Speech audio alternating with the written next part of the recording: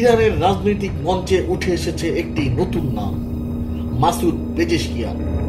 মধ্যপন্থী এই প্রেসিডেন্ট, যিনি দেশকে একটি নতুন পথে নিয়ে যেতে প্রতিশ্রুতিবদ্ধ।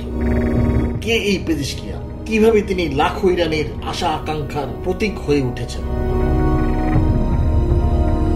গতকাল ৫ জুলাই দ্বিতীয় রাউন্ডের প্রেসিডেন্ট নির্বাচনে পেজেশকিয়ান পরাজিত করেছেন কট্টরপন্থী সাইদ জালিলিকে। বিশ্লেষকদের মতে এই নির্বাচনের ফলে আন্তর্জাতিক সম্পর্কের ক্ষেত্রে ইরানের জন্য নতুন সুযোগের দুয়ার খুলে যাবে। তরুণ প্রজন্ম এবং শহুরে মধ্যবিত্ত ভোটারদের সমর্থন নিয়ে জয়ী হয়েছেন পেজেশকিয়ান। তারা দীর্ঘদিন ধরে সামাজিক স্বাধীনতা ও আধুনিক পররাষ্ট্র নীতির স্বপ্ন দেখেছেন। ৬৯ বছর বয়সী এই হৃদরোগ বিশেষজ্ঞ প্রতিশ্রুতি দিয়েছেন বাস্তবসম্মত পররাষ্ট্রনীতি ঊর্ধ্বে তুলে ধরবেন এবং ২০১৫ সালের পারমাণবিক চুক্তি পুনরুজ্জীবিত করতে ভূমিকা রাখবেন। যদিও ইরানের দ্বৈত ধর্মীয় ও প্রজাতান্ত্রিক শাসন ব্যবস্থার অধীনে প্রেসিডেন্ট গুরুত্বপূর্ণ নীতিগত পরিবর্তন আনতে পারেন না, তবে তিনি নীতিতে ঠিকই প্রভাব রাখতে পারেন। ইরানের সর্বোচ্চ নেতা আয়াতুল্লাহ আল খামেনির নীতিগুলোর বিরুদ্ধে না যাওয়ার প্রতিশ্রুতি দিয়েছেন পেজেশকিয়ান। তিনি নিজের বক্তৃতায় ভোটারদের উদ্দেশ্যে বলেছেন, আমি চেষ্টা করব, কিন্তু যদি ব্যর্থ হই আমি রাজনৈতিক কাজ থেকে বিদায় নেব।